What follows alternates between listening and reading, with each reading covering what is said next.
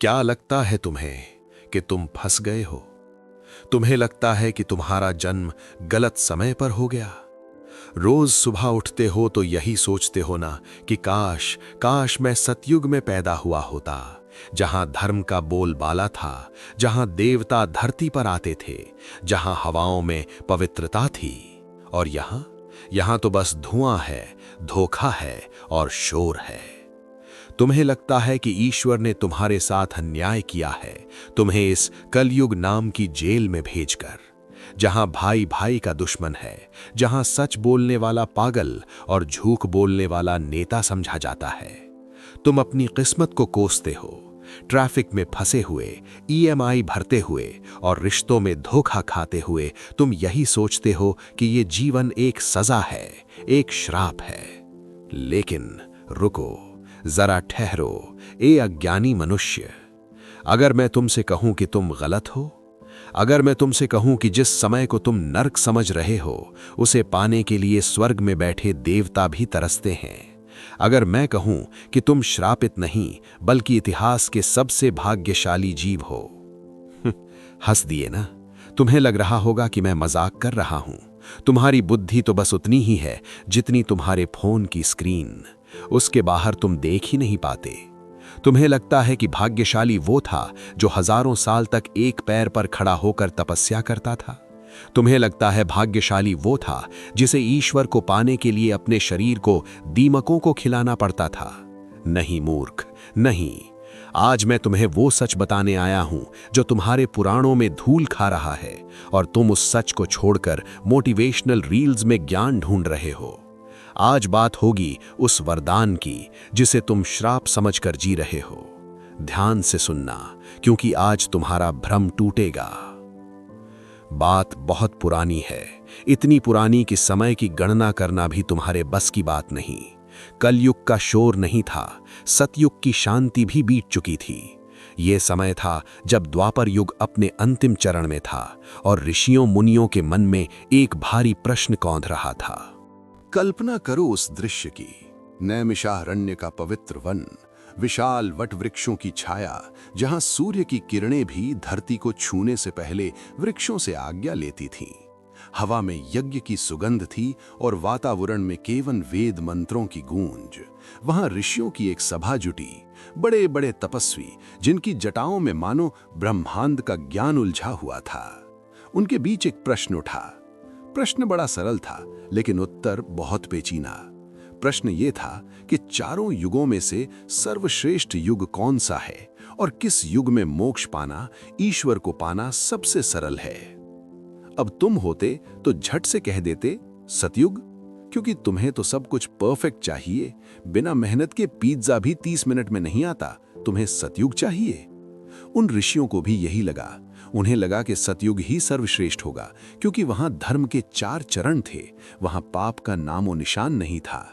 तभी वहां आगमन होता है महामुनि वेद व्यास का, वो व्यास जिन्होंने वेदों का विभाजन किया, वो व्यास जो भूत, भविष्य और वर्तमान को अपनी हथेली की रेखाओं की तरह पढ़ सकते थे। ऋषियों ने उन्हें घेर लिया। उत्सुकता थी, जिज्ञासा थी। हे महामुनि, हमारा मार्गदर्शन करें। कौन सा युग महान है? क्या वो सतयुग है जहां मनुष्य हजारों वर्ष जीता था, या वो त्रेता है जहां स्वयं राम पधारे? वेद व्यास जी मुस्कुराए। उनकी मुस्कान में एक रहस्य था, एक ऐसी चमक थी जो अज्ञान के अंधेरे को चीर देती है।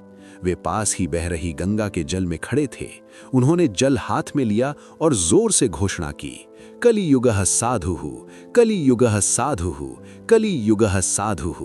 कलयुग ही सर्वश्रेष्ठ है, कलयुग ही धन्य है, कलयुग ही धन्य है। सन्नाटा छा गया। ऋषि एक दूसरे का मुंह देखने लगे। क्या व्यास जी का मन भ्रमित हो गया है?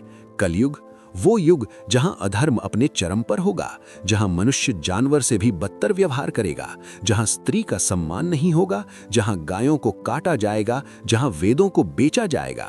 व्यास जी उसे साधु यानी श्रेष्ठ कह रहे हैं। ऋषियों ने हाथ जोड़कर पूछा, प्रभु, ये आप क्या कह रहे हैं? अनर्थ को अर्थ क्यों बता रहे हैं?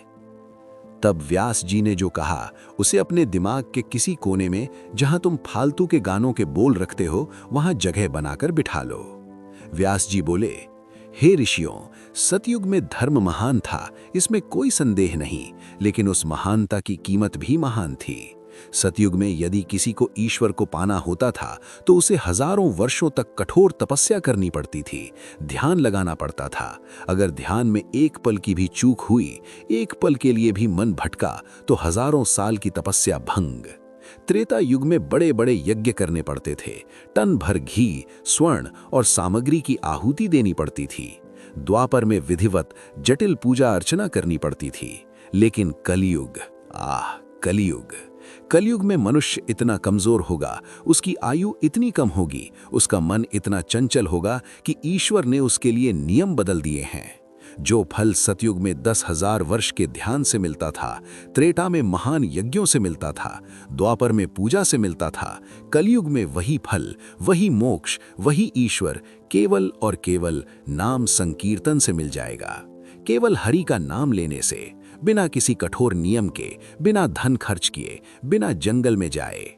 व्यास जी ने कहा, इसलिए मैं कहता हूं कलयुग धन्य है, क्योंकि यहां सस्ता सौदा है, कम मेहनत में सबसे बड़ा इनाम मिलने वाला है। सुना तुमने व्यास जी क्या कह गए? सस्ता सौदा। तुम्हें तो सेल बहुत पसंद है ना? Amazon और फ्लिपकार्ट पर 50% डिस्काउंट देखते ही तुम्हारी आंखें चमक जाती हैं। तो फिर अध्यात्म की इस मेगा सेल का फायदा क्यों नहीं उठा रहे? सोचो, सतयुग का कोई ऋषि तुम्हें देख रहा होगा तो वो अपना सिर पीट रहा होगा। वो बेचारा 10,000 साल तक एक पैर पर खड़ा रहा, धूप में, बारिश में, आंधी में। उसने खाना छोड़ा, पानी छोड़ा, यहां तक कि सांस लेना भी छोड़ दिया, सिर्फ एक झलक, ईश्वर की एक झलक पाने के लिए। और तुम्हारे पास वो वीआईपी पास है कि तुम बिस्तर पर लेटे लेटे रजाई में घुसकर बस राम या कृष्ण कह दो, तो तुम्हें वही पुण्य मिल जाएगा जो उस ऋषि को 10,000 साल बाद मिला। लेकिन दिक्कत यह है कि तुमसे वो भी नहीं होता। रावण के 10 सिर थे, तुम्हारे पास 10 सोशल मीडिया ऐप्स हैं, और तुम्हारा अहंकार रावण से भी बड़ा है। रावण कम से कम शिव तांडव स्तोत्र तो गाता था, तुम क्या गाते हो? वो रील वाले गाने जिनका कोई अर्थ ही नहीं है। तुम्हें पता है तुम्हारी समस्या क्या है? तुम्हारी समस्या कलयुग नहीं है, तुम्हारी समस्या तुम्हारा फोकस है। इंद्र को हमेशा डर रहता था कि कोई उसकी गद्दी न छीन ले, वो असुरों से डरता था। और तुम डरते हो कि तुम्हारे फॉलोअर्स कम ना हो जाएं, तुम्हारी डीपी पर लाइक कम क्यों आए? अरे मूर्ख, इंद्र का सिंहासन तो फिर भी स्वर्ग का था, तुम्हारा सिंहासन तो डिजिटल भ्रम है जो एक सर्वर डाउन होने पर गायब हो जाएगा। प्राचीन काल में कुंभकर्ण 6 महीने सोता था, तुम जागते हुए भी सो रहे हो। तुम्हारी आंखें खुली हैं पर तुम देख नहीं रहे, तुम बस स्क्रॉल कर रहे हो। तुम कहते हो भगवान मैं बहुत व्यस्त हूं, पूजा का समय नहीं है। व्यस्त किस चीज में? दूसरों की नकली जिंदगी को स्क्रीन पर देखने में, या उस इंसान को इंप्रेस करने में जिसे तुम्हारे होने या ना होने से कोई फर्क नहीं पड़ता। तुम्हें लगता है कि कलयुग बुरा है क्योंकि यहां प्रदूषण है, यहां मिलावट है। अरे सबसे बड़ी मिलावट तो तुम्हारे मन में है। तुम मंदिर भी जाते हो तो भगवान से सेल्फी लेने, दर्शन करने नहीं। तुम शांति ढूंढने ऋषिकेश नहीं जाते, तुम वहां स्टोरी डालने जाते हो। जब तुम्हारा वाईफाई 2 मिनट के लिए बंद होता है तो तुम्हारा धैर्य टूट जाता है और तुम बात करते हो मोक्ष पाने की। जरा सोचो, ध्रुव महाराज 5 साल की उम्र में जंगल चले गए थे, अकेले, और तुम्हें 25 साल की उम्र में भी अंधेरे कमरे में डर लगता है या अकेलेपन से घबराहट होती है। क्यों? क्योंकि तुम्हारा खुद से कोई परिचय ही नहीं है। तुम्हें हर वक्त शोर चाहिए, कान में हेडफोन चाहिए, ताकि तुम्हें अपने अंदर का खालीपन सुनाई न दे। कलयुग श्राप नहीं है, कलयुग एक मौका है। ये एक ऐसी परीक्षा है जहां पासिंग मार्क्स बहुत कम रखे गए हैं। सतयुग में 100 में से 99 नंबर लाने पड़ते थे। कलयुग में ईश्वर कह रहे हैं कि बेटा तुम बस 10 नंबर ले आओ, बस मेरा नाम ले लो, मैं तुम्हें पास कर दूंगा। लेकिन तुम तो वो भी नहीं करना चाहते, तुम ब्लैंक पेपर छोड़कर आना चाहते हो। अब बहुत हो गया हंसी मजाक, अब मेरी बात को अपने हृदय में उतार लो। निराश मत हो, मेरा उद्देश्य तुम्हें नीचा दिखाना नहीं, तुम्हें जगाना है। तुम इतिहास के सबसे कठिन दौर में जी रहे हो, ये सच है। चारों तरफ प्रलोभन है, डिस्ट्रैक्शंस हैं। माया का जाल कलयुग में सबसे ज्यादा मजबूत है। लेकिन याद रखना, जहां युद्ध सबसे कठिन होता है वहीं महायोद्धा बनते हैं। श्रीमद् भागवतम 12.3.51 में स्पष्ट लिखा है, कलेर दोष निधे राजन अस्ति है एको महान गुणः कीर्तना देव कृष्णस्य मुक्त संगः परम व्रजेत। इसका अर्थ है, हे राजन, यद्यपि ये कलयुग दोषों का सागर है, पापों का घर है, फिर भी इसमें एक महान गुण है।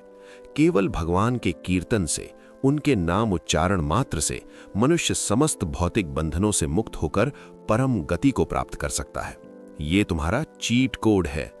तुम्हें हिमालय जाने की जरूरत नहीं है, तुम्हें अपनी नौकरी छोड़ने की जरूरत नहीं है, तुम्हें अपने परिवार को त्यागने की जरूरत नहीं है। बस एक काम करो, इस शोर के बीच, अपनी इस भाग दौड़ के बीच एक छोटा सा कोना अपने ईश्वर के लिए रखो। जब तुम ट्रैफिक में फंसे हो और गुस्सा आ रहा हो, उस वक्त गाली देने के बजाय महामंत्र का जाप करो। जब रात को नींद ना आ रही हो और हाथ फोन की तरफ बढ़े, तो उसे रोककर 2 मिनट के लिए आंखें बंद करो और अपने ईष्ट को याद करो। कलयुग में शुद्धता नहीं, भाव देखा जाता है। तुम जैसे भी हो, टूटे हुए, बिखरे हुए, मैले कुचैले, ईश्वर तुम्हें अपनाने को तैयार है। बस तुम एक बार पुकारो तो सही। सतयुग का ईश्वर न्यायाधीश था, कलयुग का ईश्वर दयालु पिता है। वो जानता है कि तुम कमजोर हो, इसलिए वो तुम्हारी उंगली पकड़ने के लिए हाथ बढ़ाए खड़ा है। तुम बस अपना हाथ बढ़ाओ। तो अब से अपने जन्म को कोसना बंद करो। गर्व करो कि तुम्हें ये अवसर मिला। गर्व करो कि इतने पाप और अंधेरे के बीच भी तुम्हारे अंदर धर्म की एक छोटी सी लौ जल रही है। वही लौ तुम्हें पार लगाएगी। तो अब क्या विचार है? अभी भी बैठकर किस्मत को रोना है या इस कलयुगी डिस्काउंट का फायदा उठाना है? फैसला तुम्हारा है। और हाँ, एक छोटी सी परीक्षा अभी लेते हैं। तुम्हारी उंगलियां दिन भर इंस्टाग्राम पर रील स्क्रॉल करते करते थकती नहीं है ना? तो उन उंगलियों को थोड़ा सा पुण्य कमाने का मौका दो। नीचे वो सब्सक्राइब का बटन दिख रहा है, उसे दबाने में कोई तपस्या नहीं करनी पड़ेगी, ना ही एक पैर पर खड़ा होना पड़ेगा। बस एक क्लिक और तुम इस सनातनी विमर्श के परिवार का हिस्सा बन जाओगे। और कमेंट सेक्शन में एक सच, सिर्फ सच बताना। ट्रूथ और डेयर खेलते हो ना? तो आज ट्रूथ बताओ। दिन भर में कितनी बार भगवान का नाम लेते हो और कितनी बार अपना सोशल मीडिया चेक करते हो? झूठ मत बोलना, ऊपर वाला सब देख रहा है और उसका क्लाउड स्टोरेज कभी फुल नहीं होता। आज तो हमने बात कर ली कि कलयुग में जन्म लेना वरदान कैसे हो सकता है, लेकिन सावधान रहना, इस वरदान के साथ एक बहुत बड़ा जाल भी बिछाया गया है। एक ऐसी माया जो तुम्हें लगता है कि तुम कंट्रोल कर रहे हो, पर असल में वो तुम्हें कंट्रोल कर रही है। अगली बार बात करेंगे उस अदृश्य बेड़ी की जिसे तुम अपनी आजादी समझते हो। तैयार रहना, क्योंकि सच कड़वा नहीं, बहुत भयानक होने वाला है। हर हर महादेव।